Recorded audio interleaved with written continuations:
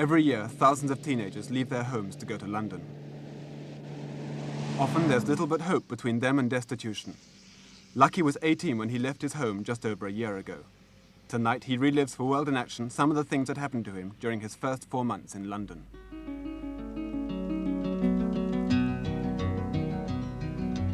I am just a poor boy, my story is seldom told. I squandered my resistance for a pocket full of mumbles, such are promises.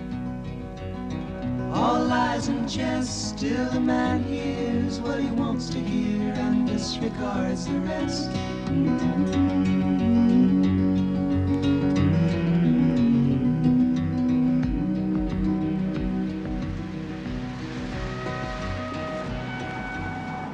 Did you get to live in London, please?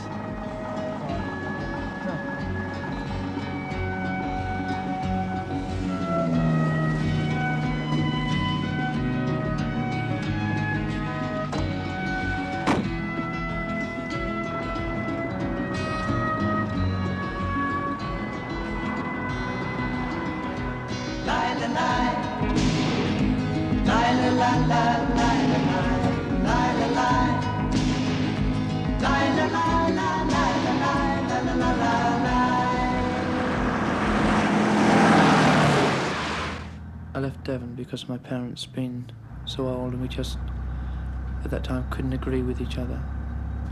And there was nothing to keep me there anyway. My parents had adopted me when I was very young. And since then they were always giving me toys and everything that any child would want. For these things they bought me, I was very grateful, but now I had to stand on my own 2 feet, sort of become a little more independent from them. And maybe that's why we sort of argued. They sort of couldn't understand why I wanted to be sort of away from them more and more. I got a reasonable job down there. I worked in a sawmill, which was a bit monotonous, but it was about the best paid job down there.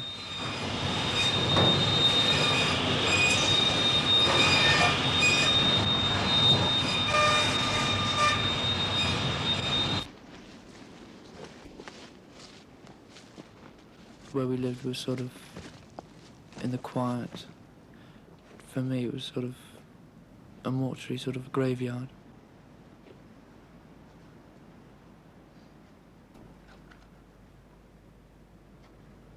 In the evenings down there was nothing to do, sort of social life was miles away. If I went there, I'd come home late in the evening or the early morning, and I became bored and very fed up down there. At one time I got into trouble with the police also, which was another good reason to sort of start clean afresh somewhere else.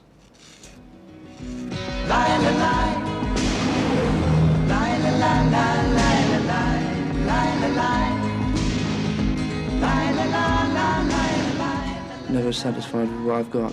You know, I just want something else.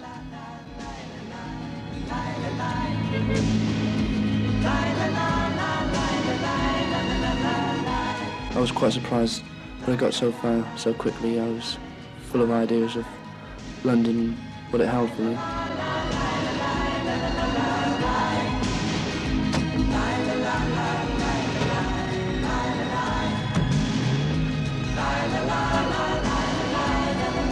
I was sure in London that I'd find my own flat, my own sort of life, and be able to stand up.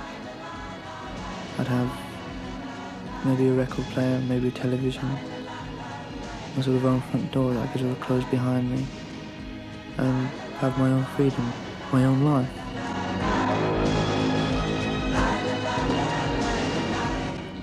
I got into London over Hammersmith flyover with big blocks of flats and brightly coloured shop windows, and this was everything I wanted, all for the taking.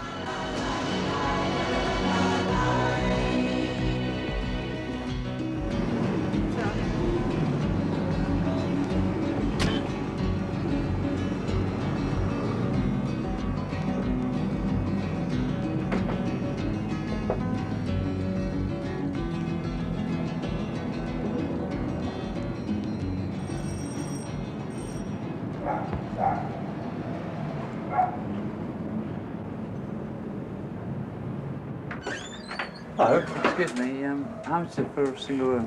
35 bob. Was this for the night? Yeah, bed and breakfast.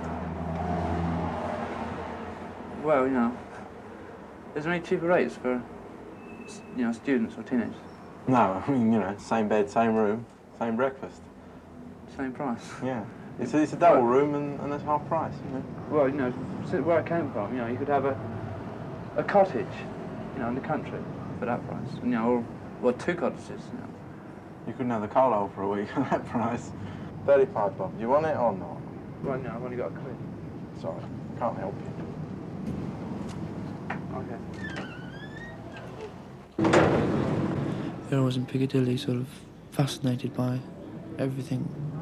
There was neon lights for everything, Coca-Cola signs, cuckoo clocks, watchmakers, cinema signs. There was even a moving newsreel.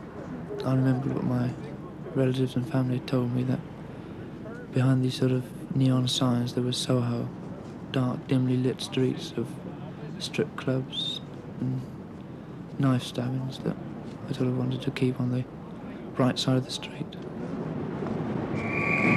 E2252 to Weymouth will leave the platform at 10. I ended up in Waterloo Station, where this was the only place I could find to sort of sit down and catch my breath after walking around, taking in all of London. Dorchester South and Weymouth. 2252 to Weymouth will leave on platform 10.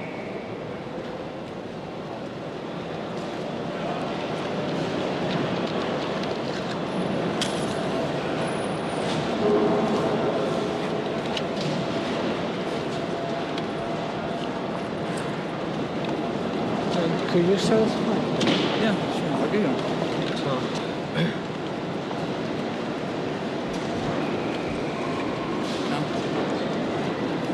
Do you want?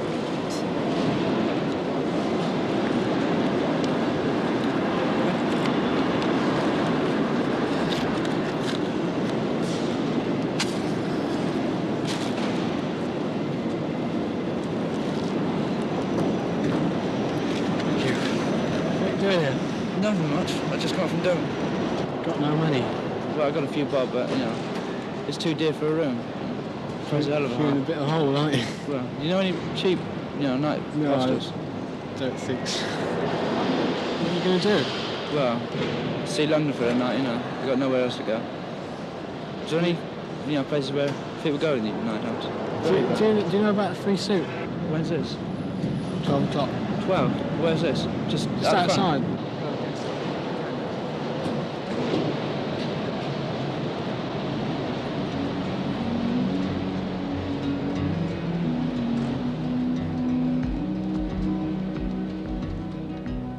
When I left my home and my family, I was no more than a boy in the company of strangers, in the quiet of the railway station, running scared, laying low, seeking out the poorer quarters where the ragged people go, looking for the places only they would know.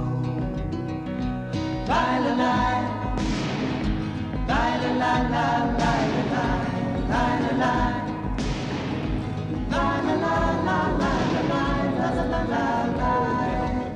I was quite surprised to find somewhere like this in this city of rich people. You'd heard of these poor people, but you thought no. But here they were, and you were with them, depending on a cup of hot soup.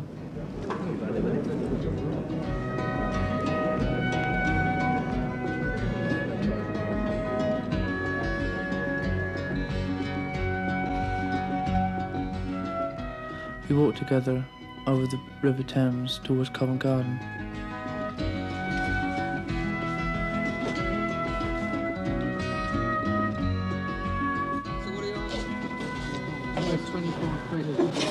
Oh, hey, man. Nice to see you. Thanks.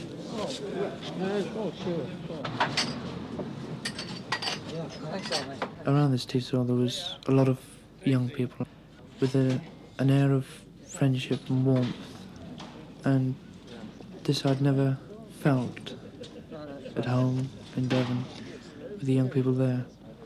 Here they'd sort of have nothing, but they'd be so friendly.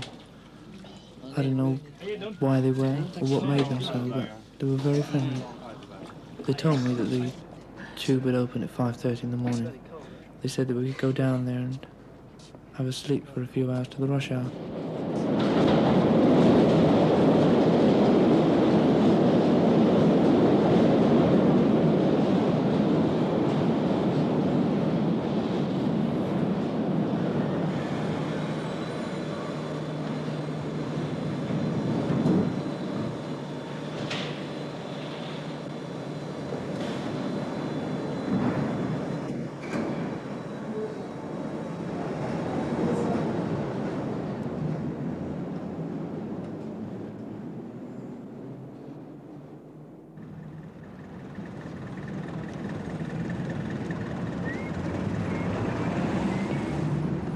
Well, there I was, with only 30 bob in my pocket, and the bright centre was now cold, and I was back to reality now, and I was feeling a little lonely.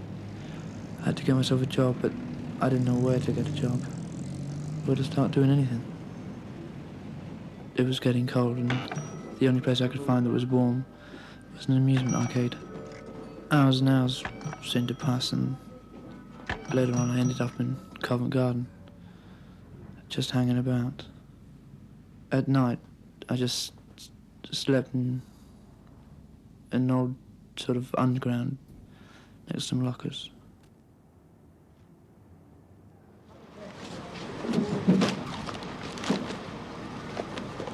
After a while, I got chatting to a couple of the lorry drivers in Covent Garden. On those occasions, I'd get a job on loading a lorry and maybe earn half a sheet or a quid for 2 or 3 hours work.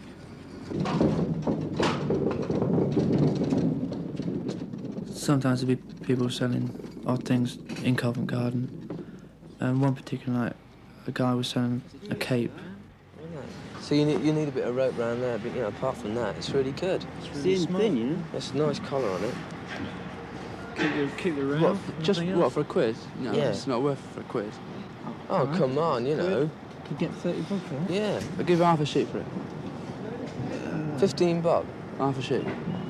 Oh, come on, can't you? Yeah, that's all I can scrape a afford. bit That's all more? I can afford, yeah. Oh, you can nick anything there. Just slip around that. True. You get fed up walking the street, so you go in a warm shop. You see other people in shops sort of buying things, coats, they buy shoes, ties, jewellery. So, the shop makes all this money. They won't really miss you borrowing a pair of cufflinks.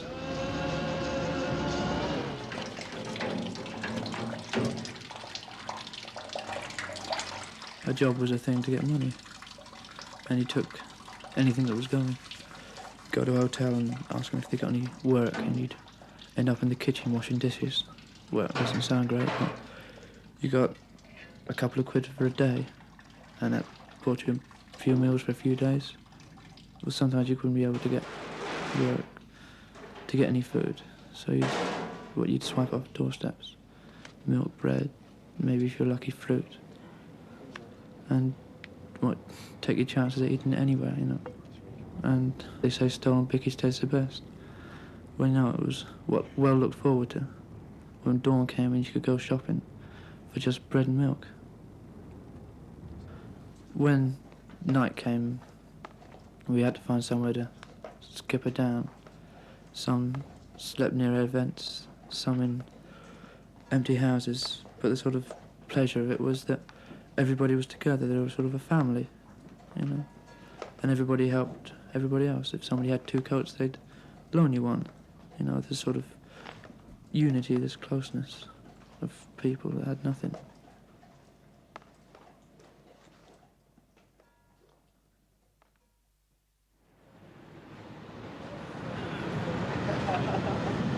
Hey, how are you? All right. How are you, man?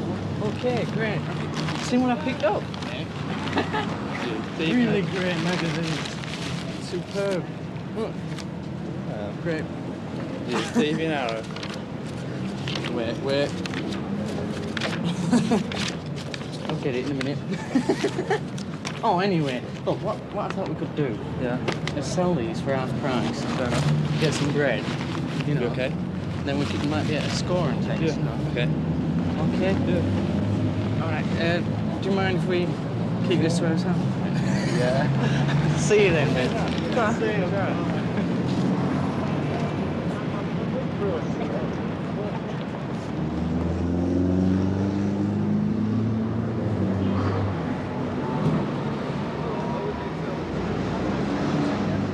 It's very hard to sell anything in the West End. There's so many people trying to do it. People don't want to, stop and buy sex magazines in the street. You know, if you were in a dark back alley, they might buy more off you. But we made a few bob and we were happy. Pedro had scored somewhere. I don't know where he scored, but after that we went to the chemist and he bought a couple of sparking works, needless syringes, and on the way to the toilet, he explained to me exactly what I have to do to get a turn on. You know what I do here? Just do what I say. Yeah, I've got my...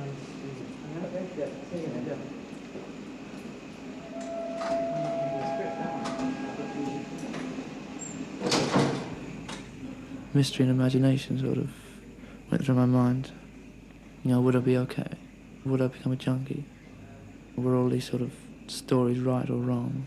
Why did sort of people walk around half asleep? Was it because they were happy or sad? After you fix, you sort of, those sort of questions are never thought of. You know, you're so entangled by yourself. You're so conscious of every inch of your body. Your mind's alert yet asleep or slow. You sort of stagger a bit. You're a bit, sleepy, blurry-eyed. You gotta keep moving. You become very agitated if you stand still. And you just become, I don't know, you gradually melt away physically and mentally, sort of. It's like becoming so tired you sort of collapse. And any physical effort after a while becomes impossible. You know, the slightest thing, from trying to smoke to trying to walk, trying to talk. You know, you're trying to talk and you slur over your words. You can't control any of your body, except it sort of, it just hangs there.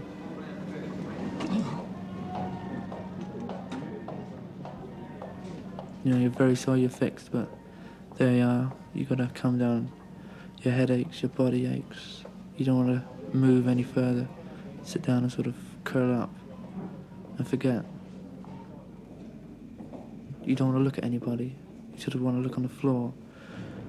You want to ignore everything and everybody and sort of hide away in the corner and forget the world.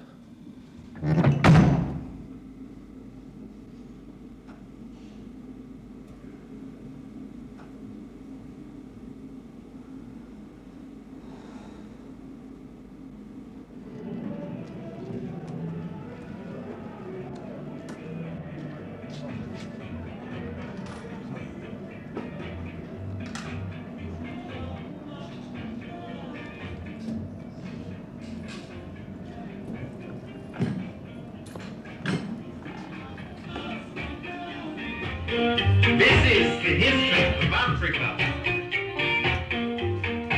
In this land of ours where there's so many rulers, this land of mine, land of our forefathers, where there's so many leaders. Leaders come and leaders go. Hello, thanks. But greater than Lumumba, there is none.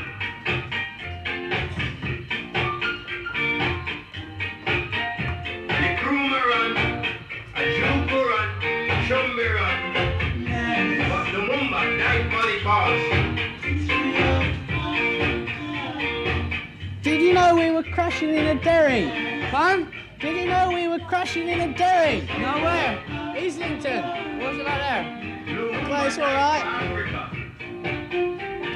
Quite dry. Why don't you come along? Fun? Why don't you come? Yeah, thanks. You haven't got anywhere to live, have you?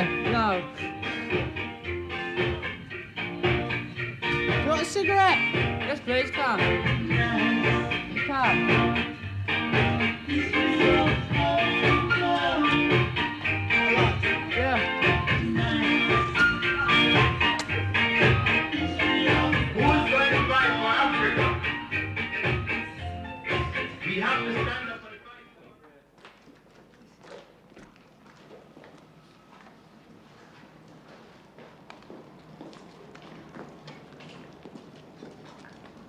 They took me back to a dairy, being an empty derelict house that they were sleeping in. There was lots of other people that were sleeping there as well.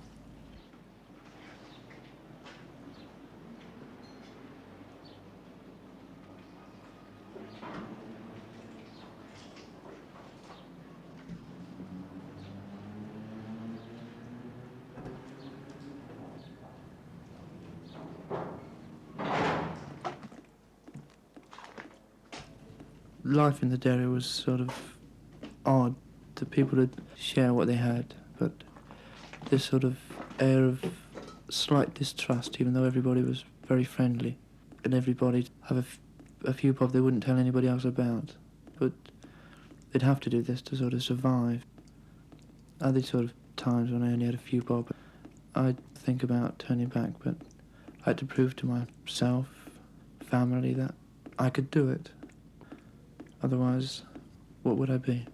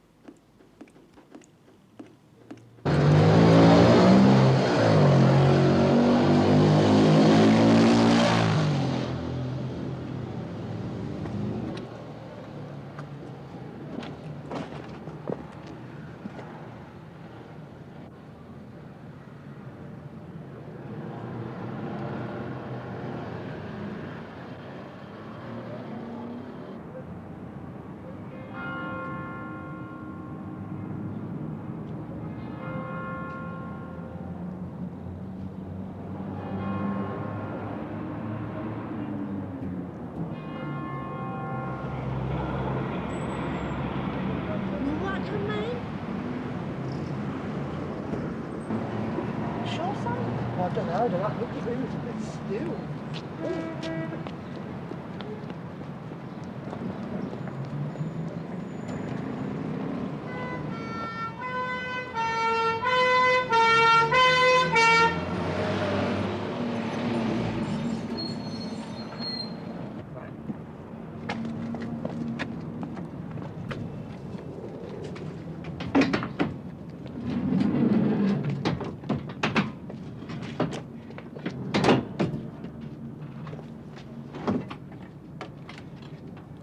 After being taken to hospital, Lucky started to attend a drug clinic.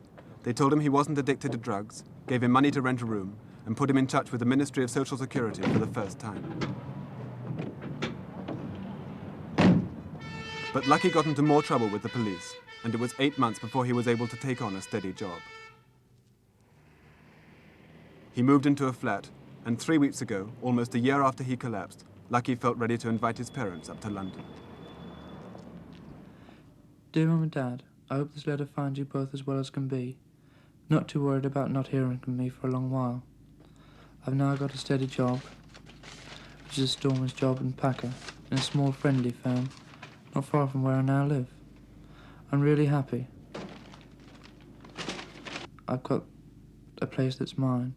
I've just moved into it with the mate. At the moment, we're in the middle of decorating. It's in a hell of a state. The roof leaks, the fireplace has no mantel to it, and there are a few broken windows. But we're fighting it and winning. Why don't you come up for a few days to see for yourselves? You know that feeling of pride and satisfaction. Well, I've got it. Please come up. I must close now, so till I hear from you both. Good luck, God bless, and good health.